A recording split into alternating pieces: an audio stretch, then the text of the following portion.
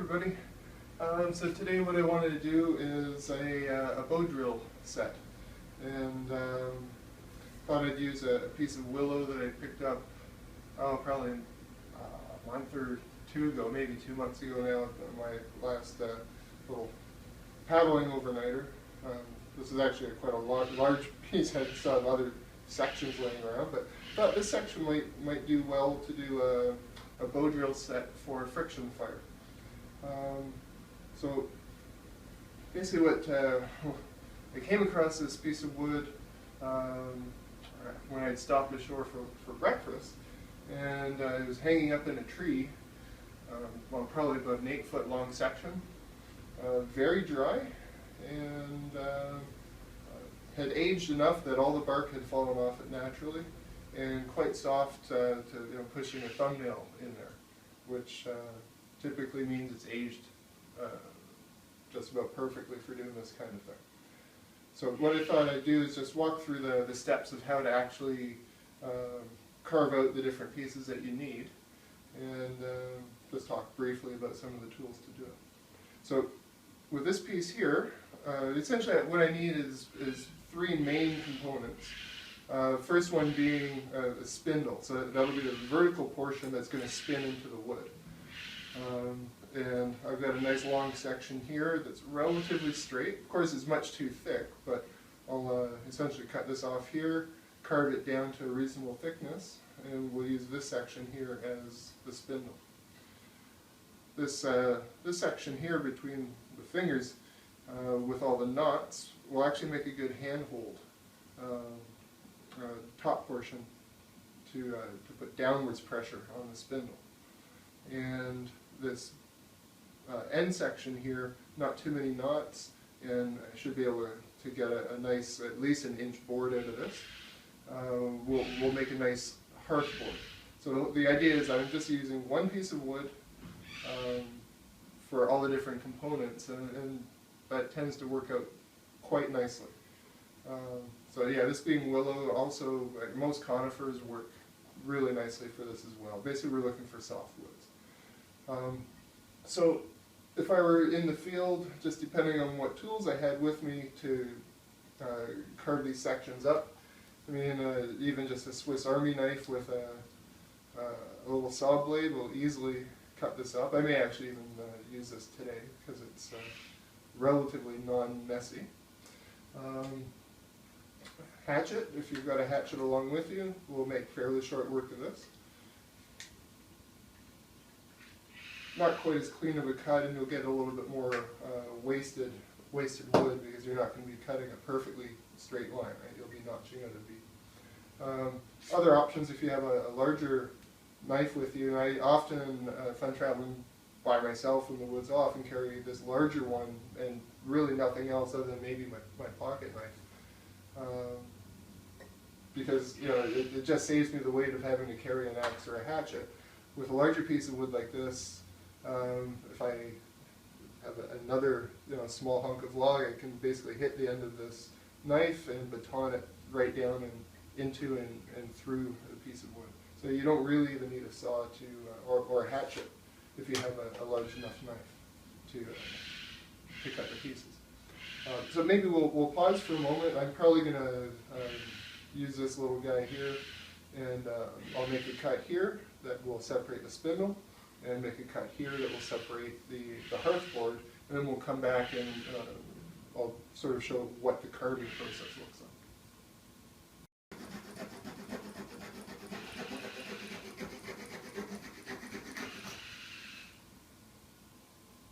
Okay, so that actually probably only took 2 or 3 minutes, even just using this little Swiss Army knife. And yeah, you can see a little bit of sawdust it made there. And because this wood is well aged and quite soft, it flew through it with no issue at all. So I thought maybe I'd start with the hearthboard section first. And the reason for that is the width that I'm going to be able to get out of this hearthboard will in some way determine the diameter of the spindle that I'm going to be able to create. And I can't have a spindle that is going to be wider than the hearthboard, or it just simply won't work. So we'll see what we can get here.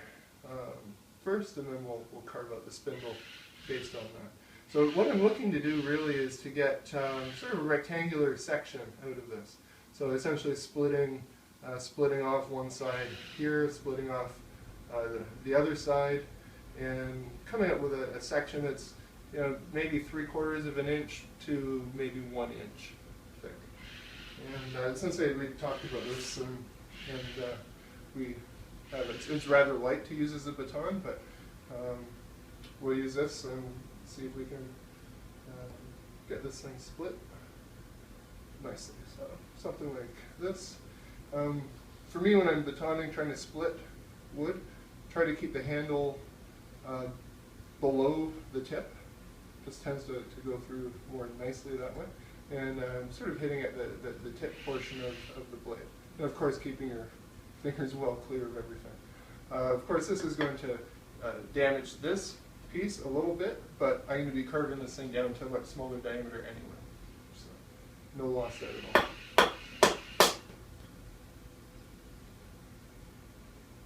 It really doesn't take a whole lot to start carving sections off. So we'll come to the other side and see what we can get.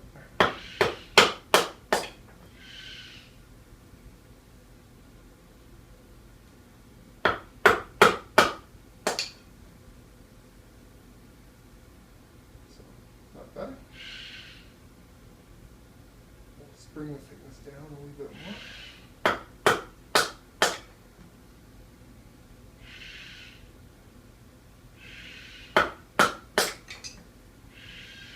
And of course, all these bits and pieces that come off here, keep them later for actually building the thing. So I guess we're going to generate a lot of wood chips, but that's all right. All of that stuff is quite useful.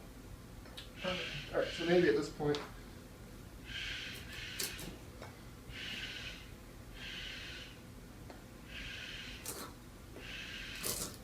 we'll just start shaving down, and I'm sort of looking for trying to get a nice flat surface here on both sides, and a thickness of somewhere in the inch or just under an inch range. And it doesn't have to be incredibly precise or perfect or anything like that. Of course, with the knife, especially this guy's very sharp, but whether you're sharp or not, just make sure that your fingers are well out of the way of the knife, that you're not cutting towards your body at any point.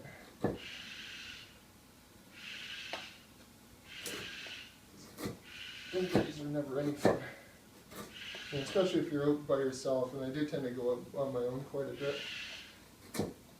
I don't have a whole lot of help ready should I injure myself. And it just spoils your day. Okay. So we pretty much have a rectangular piece. I could square off these sides as well. Not really necessary. So we'll set this piece aside for now, and we'll start working on the spindle. So the idea is the spindle is going to have to be a small enough diameter to fit inside here. So quite a bit of material needs to come off this. And I want this to maintain as round a shape as possible. So this is going to generate some shavings, a lot of shavings. And it may take me a few minutes, so what we may do is maybe I'll get started, and then we'll take a break and come back when I have it closer to the finished product. Essentially it's the same idea as that, where I'm just going to be removing material for a few minutes, trying to keep the round shape until we get to a diameter that's usable for our hearthboard.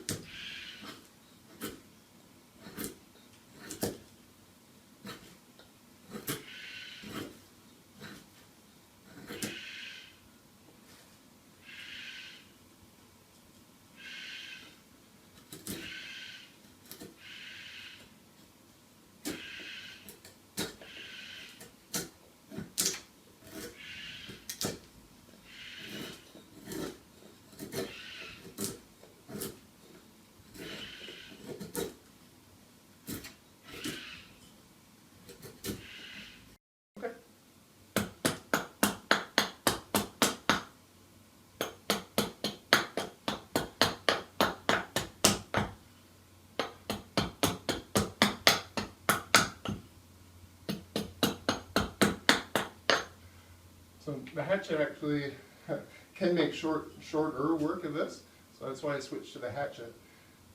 Just thought I'd point out a little modification to the hatchet. This is pretty inexpensive hardware store kind of hatchet. Had this for years, but the steel is very nice. It's a high quality, high carbon steel, good edge retention. But with this, sort of cheapy steel shaft, it was very hard to work with originally because it would want to spin in the hand. And got around that a couple of years ago by doing this elongated Turk's head here, nylon cord, pulled very tight, and then covered in spar varnish, like wood finishing varnish. Let that dry up, and now I've got a good handhold. It doesn't spin in my hand as I'm working with it, and I got a $10 or $15 hatchet. It was very, very serviceable. But anyway, we'll continue on.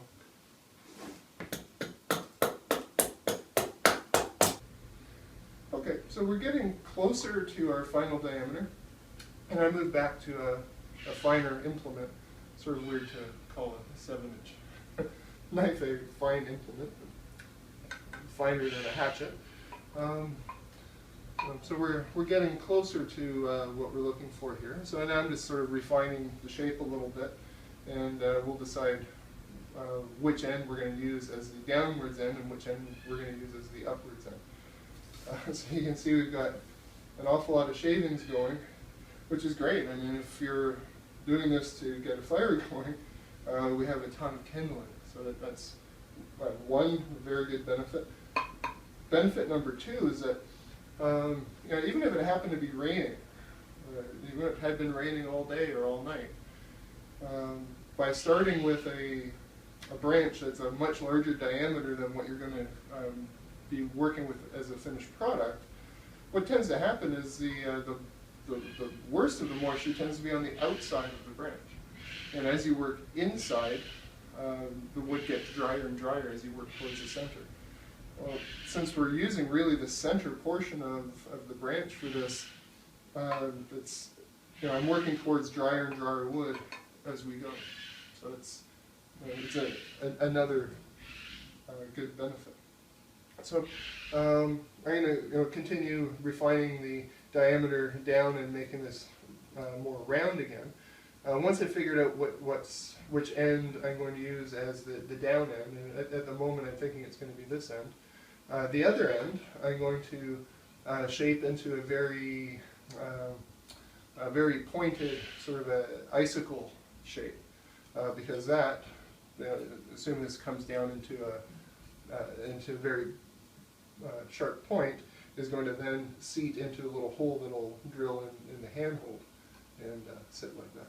So, anyways, I'll continue with this for another couple of minutes, and I guess we can come back when we're pretty near the final shape.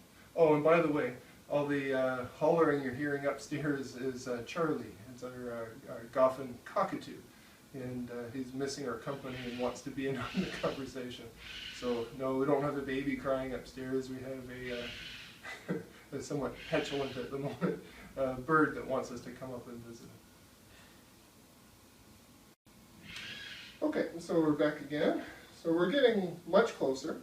So this is going to be the upside, and you can see I've sort of tapered that into quite a dangerous looking point, so it'll be safe from vampires with that around. So that's going to go into a hole that, or a series of holes that we'll put in here. And this end here I've started to taper down and round off, and this will become our downward end. And it's relatively round. I'm just going to refine these lines just a wee bit, and then we'll move on to the next piece. And having some angles here, some not perfect roundness, but some hard lines here. It's actually not a bad thing on the shaft of the spindle. It'll actually help. It gives the rope some purchase, something to bite into. So eventually there's going to be a rope wrapped around here, and we'll have a little bow, and the rope is going to spin this thing around. So, you know, having a few grooves here doesn't hurt anything at all. May wear your rope out a bit faster than if it were perfectly smooth, but it can make for actually a lot less effort. A lot less tension required on the bow.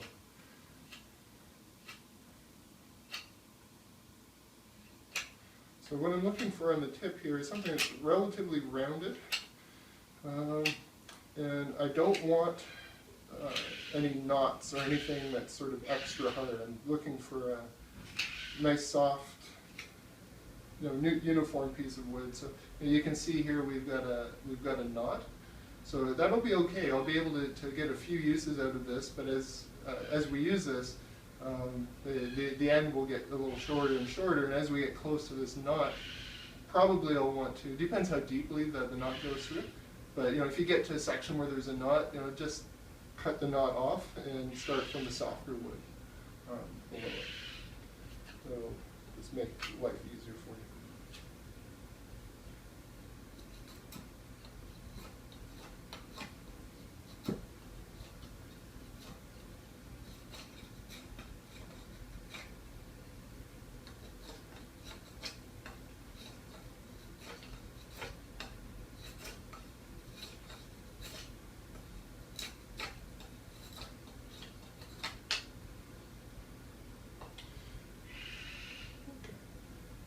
See, for diameter, we're pretty close. I'm going to have a little bit of space on either side of that board, which is pretty much exactly what we're looking for. And let's bring it down just a wee bit more, but we're pretty much where we want to be. And the kindling pile is getting bigger and bigger, which is not necessarily a bad thing.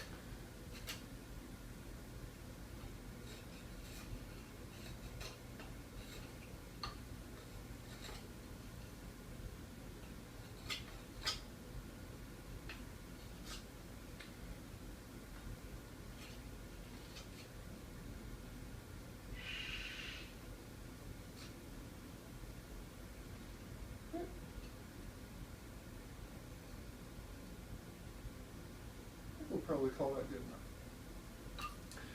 enough. Okay, so the next portion here is the handhold, and you know, it's best if this is a hardwood, but you know, it can be made from the same piece of wood as you're making everything else. So that's what we'll do in this case. And really, nothing too special has to be done here at all. I'm just going to lop off a couple of these knots, and that's really not even necessary. I just like making a mess in the basement. And actually, you can make use of these knots. As I was mentioning before, the knots tend to be harder, and I want to avoid them here. On these things, what tends to happen is, you know, I'm applying downwards pressure to push this thing down into the hearthboard, while I'm also applying pressure here, and it's tending to drill a hole in my handhold. And that's why I mentioned having a hardwood here can be helpful. It will drill the hole more slowly through a piece of hardwood. Well, if I have the same kind of soft stuff as I have for here, but use the knot as a hole, knot tends to be a little bit harder, and it just gives me a little bit more time, usable time with the hole. And it's actually quite hard. So I think that'll make a fine handle, and I'll just make a second and maybe a third one in case it's needed.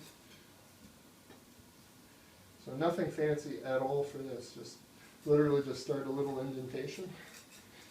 Just make sure you don't put the knife through your fingers as you're doing this, and we should be good. So there's one hole there, that's the one that I'll start with, and there's a third one. And that's it, that's just going to sit in my hand like this. Okay, so next stage is I'm going to carve a notch that will get mated with this guy. And same idea with this, in that I'm looking for an area that doesn't have any knots immediately around it. So I've got a knot kind of at this end and a knot kind of at that end that you can see.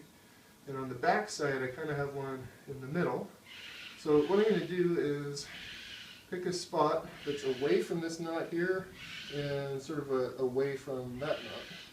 So I'm going to pick a spot sort of right around here, and my notch, which I'll describe in a minute, will be carved out here. So what I want to do is just start the beginnings of a hole right about there, and then we'll carve it out. And really the simplest way is just to use the tip of the knife and just do a couple of little holes adjacent to themselves, sort of in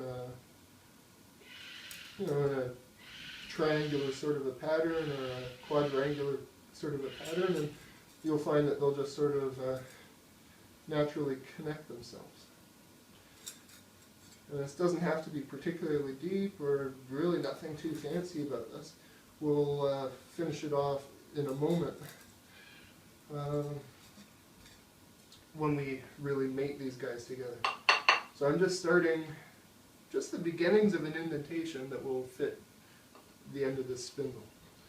Doesn't have to be perfectly round. That as this thing gets drilled into him using the bow, it'll mate itself quite naturally, and we'll take the shape we need.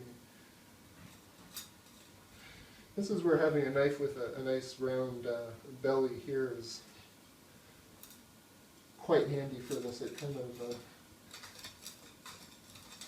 carves out the holes nice and round, sort of just perfectly natural. So that's the top portion. Now we're going to need to carve a triangular notch. And now maybe if we pause here, I'll grab a pencil or something and sort of draw. I never draw this, but just so you guys can see what I'm aiming for, I'll actually draw on a piece of wood what I'm trying to achieve, and we'll do a little bit of a closer look, and then I'll actually go ahead and do it. Okay, so here's the hearthboard that we were carving. That's the notch where the spindle, or the hole where the spindle will go. And I've marked out this sort of rough V shape here, and that's the notch that we're going to carve. And it's going to become sort of a three-dimensional shape, in that we're going to have what will just sort of look like a straight triangle here. Down the edge of this piece of wood, the notch will open up, so it will be a little bit wider at the base, and it will be up at the top. And on the bottom side, I'm going to scoop out a little bit of extra wood from the sides here to just help oxygen flow come to the inside. So I'll start carving it, and then we'll do another little close-up as we get going. And basically what we're looking to do is I want this notch to go into, if not all the way to the center, at least a quarter of the way into the center, or maybe a third of the way into the center of the wood. And should be about maybe a quarter to about I don't know, maybe a quarter, a little bit more than a quarter the width.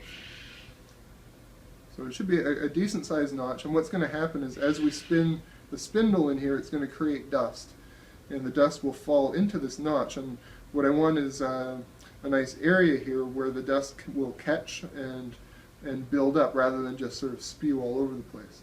So we're going to just carve out a nice open area that the dust will be able to collect, and once this notched out area gets filled with dust, then the heat of the spindle will be impacting directly on the dust, and we'll get it up to kindling temperature, and we're going to have our coal forming right inside here. So, anyways, we'll do the carving, and we'll come take another look. Okay, so we'll start carving the notch. I'm not used to actually having having guidelines in here. I don't know if that's going to help or hurt. Sort of used to eyeballing it.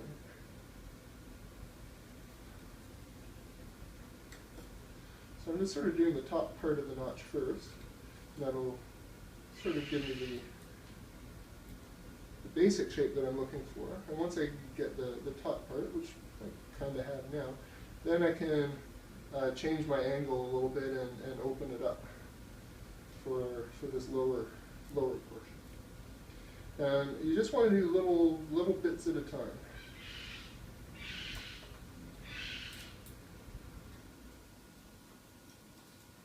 And it's alright if this takes a couple of minutes to do, because really this is probably the most critical part of the whole operation.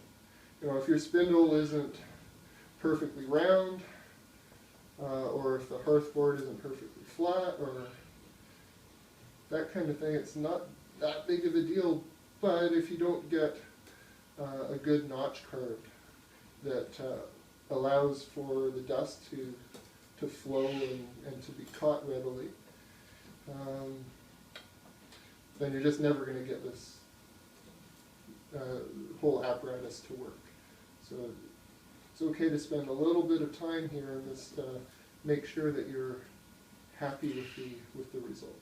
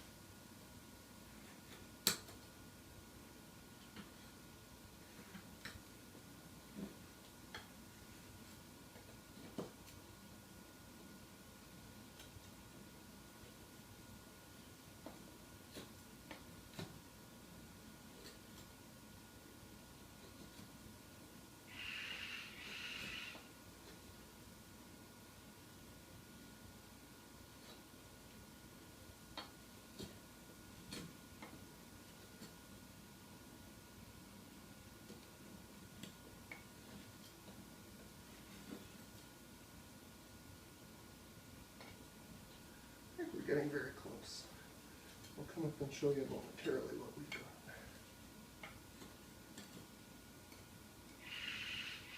Actually, surprisingly, it's pretty close to the lines that I was drawing. At least I'm surprised.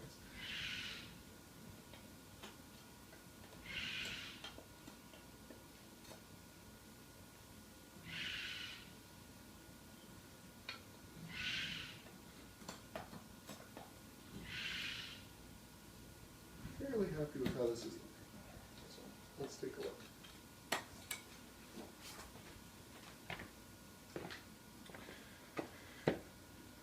Okay, so we've got the notch not quite going into the center, but going a fair ways in. It sort of opens up at the lower portion and then kind of bells out down here, so it'll just sort of help air come into the inside. And I think with that, we're pretty nearly done.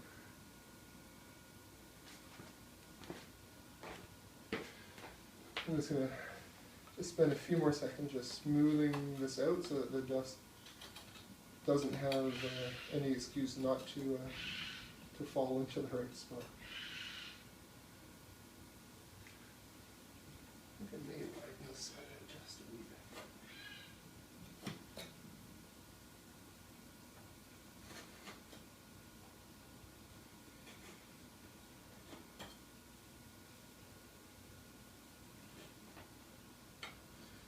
For me, for some reason, if I have to go back and refine a side, it always tends to be the right side. I tend to make it not as wide for some reason as the left, just naturally, I guess. My right-handedness or something probably plays into it. But anyway, no big deal. I'd consider that done. So let's put a few of these things away so we don't wind up getting into trouble with them.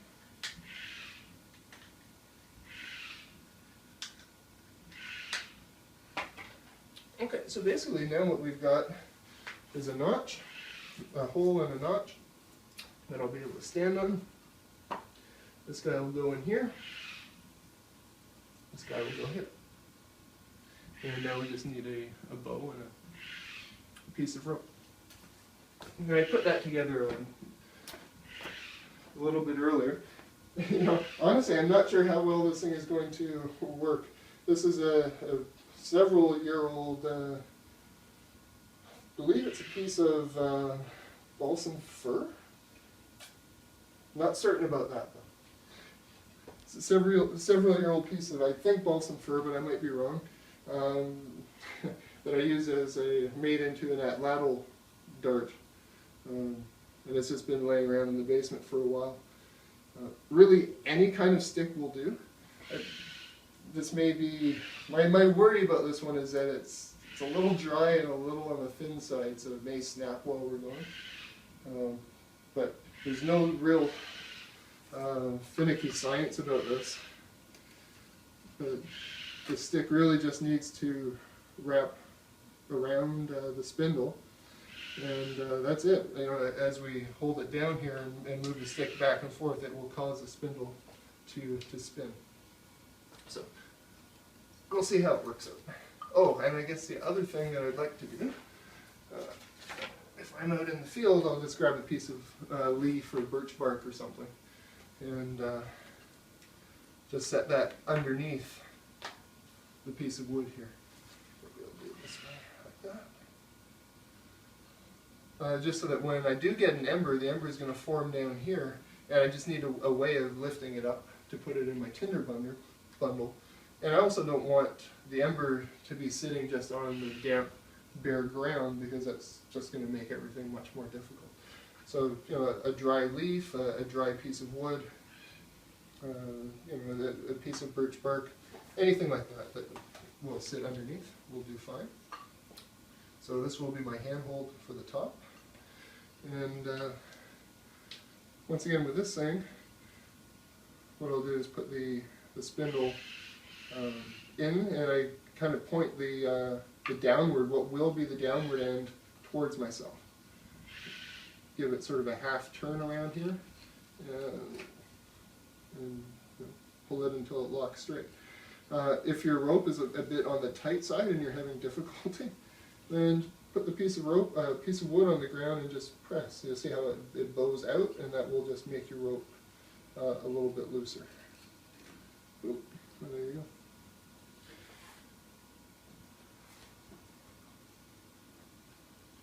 Really not at all confident with this bow, but we'll see how it goes.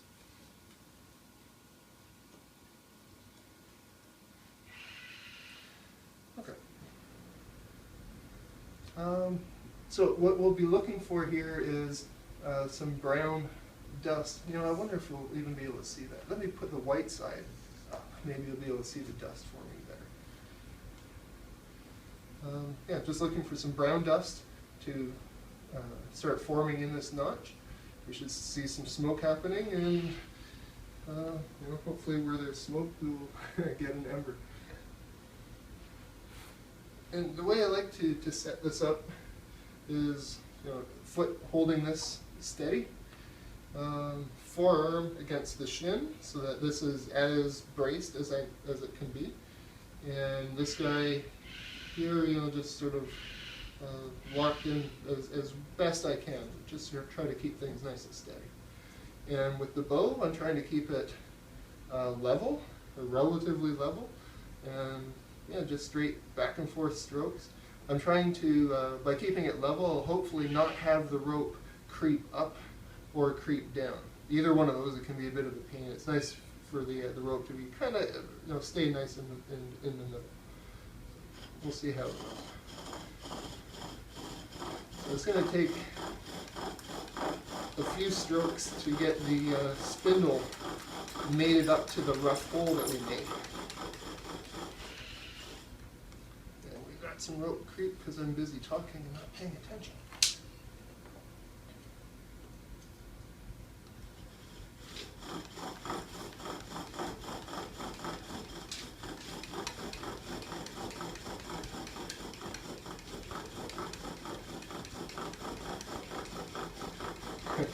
Let's see the smoke happening at the handhold. That's okay. Now I'm starting to feel some friction down at the bottom end, which is where we want it. had my finger close to the spindle here, and my finger was starting to overheat.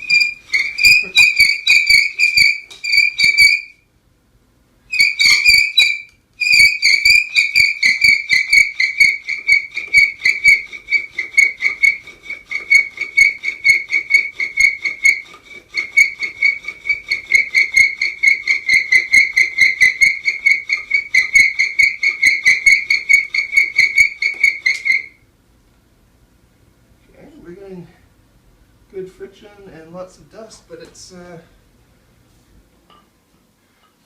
not sticking around in the notch how I would like. I just have to carve the notch just a wee bit deeper into the center of the hole, and then I think we'll be okay.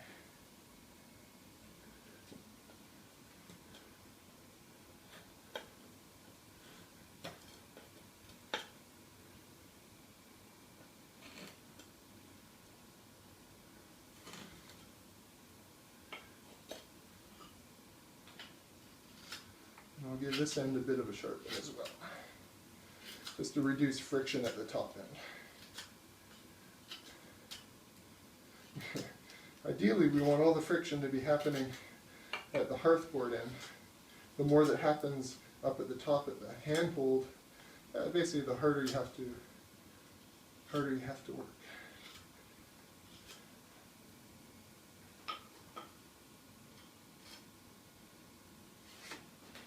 Let's give this a shot.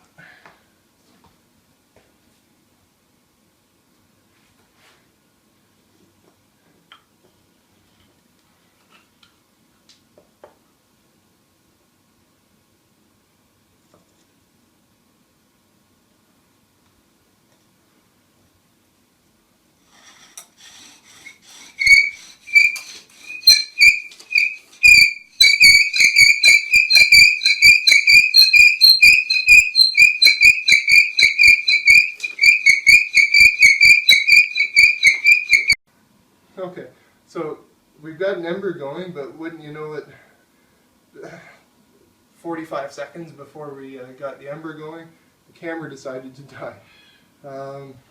So I guess what we'll do then, you can see we've got a nice ember going, and hopefully if I give it a bit of a fan there, you'll be able to see it glowing. But let's abandon this ember, and I'll just show you how to reseat this thing, and hopefully we'll get another one going in short order before the camera dies again.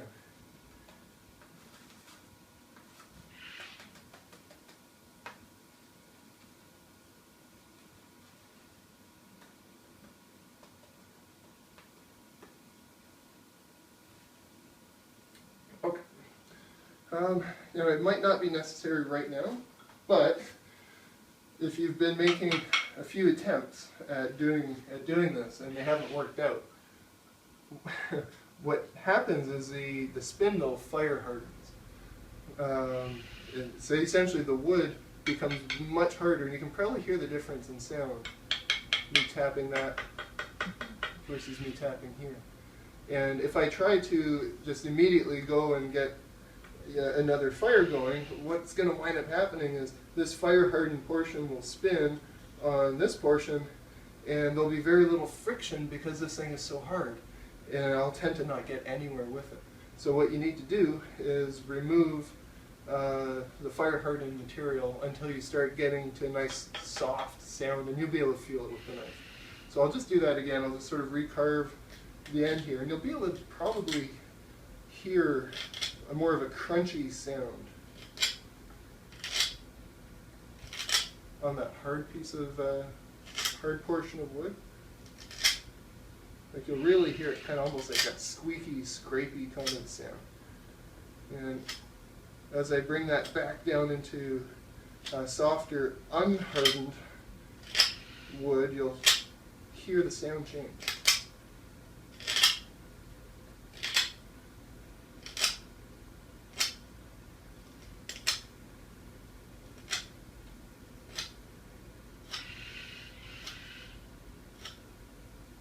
Can you hear the difference there? Now it's very quiet as I'm curving.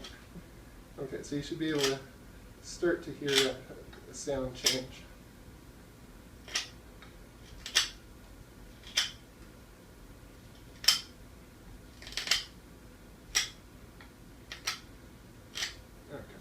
You can hear now that maybe even see that the amount of force I've got to put into this is much reduced.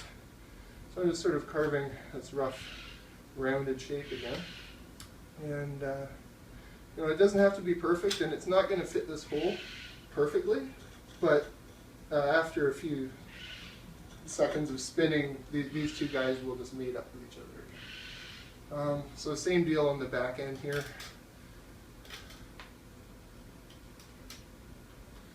Let's just carve this guy. Now in this case I want to leave the fire hardened end mostly intact. I just want to shrink down this diameter so it's got some spare length to burn down into, and still keep the friction to a minimum.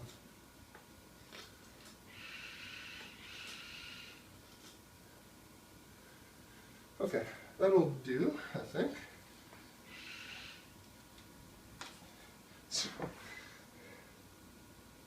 yeah, maybe I'll pick so I've been using that hole there, so maybe I'll pick a new handhold hole. We'll give it another shot. Hopefully the camera will survive the next minute or so required to do this. Good thing was, though, it was basically successful on the first attempt once I got the notch refined. But let's give it a go again.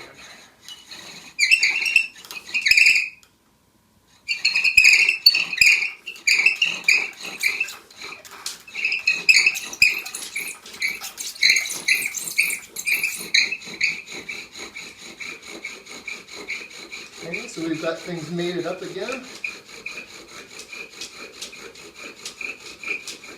Now we just need the dust to fill that cavity, fill the notch.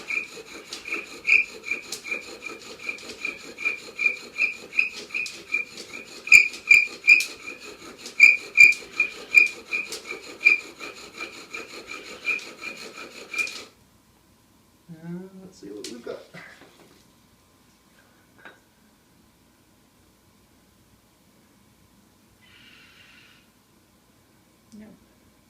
Nope. I stopped just a little bit early. There just isn't quite enough dust built up yet. So I'll go into the next hole here on the hand. You just need a little bit more dust to form, and then we'll have it.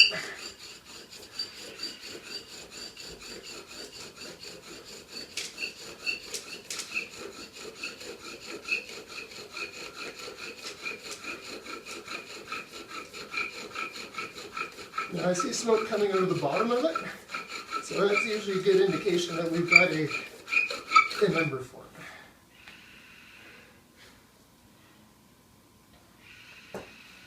And we have a ton of dust.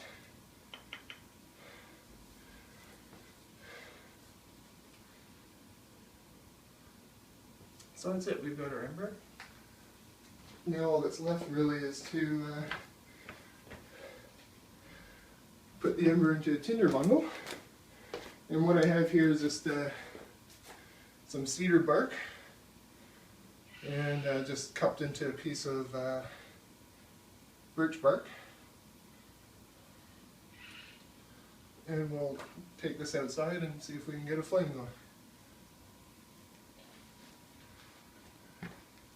Okay, so got some cedar bark. You can see hopefully the ember. I'm just going to sort of scrunch it up a little bit without crushing the ember and blow into it. And usually I'd like about twice the size of a tinder bundle as this at least. But I just didn't have that many materials at hand, and it's been raining and stuff, and it's also at night. So I'm just working with what I've got. But we'll at least get a flame going here.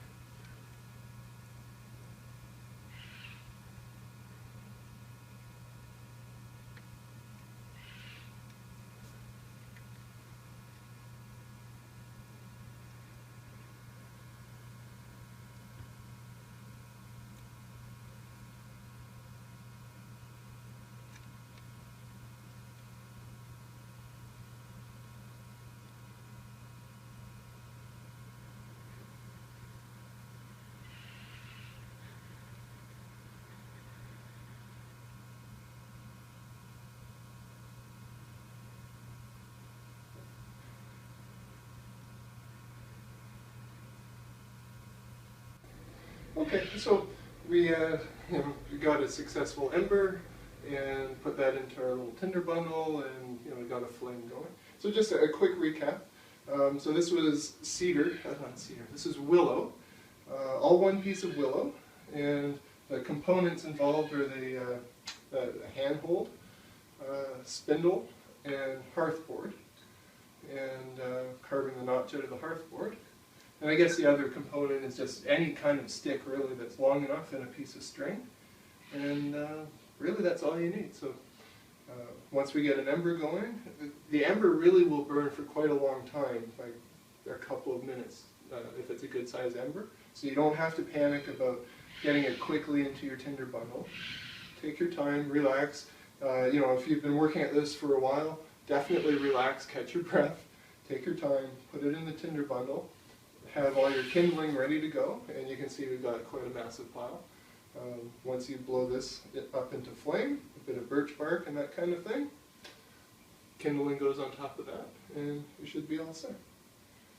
And I don't know, maybe we'll do a video later talking about some of the tools and why I've got these specific ones that I use a fair bit. But yeah, glad it worked out. And we actually got 2 embers going out of the same notch with the same spindle. And this spindle will be good for many. I might be able to get one more ember going out of this hole. And once I've drilled through too much here, I just have to start another one and maybe start another one, and then discard the piece of wood and find another one. So hopefully that's a good overview. And if there's any questions, let me know.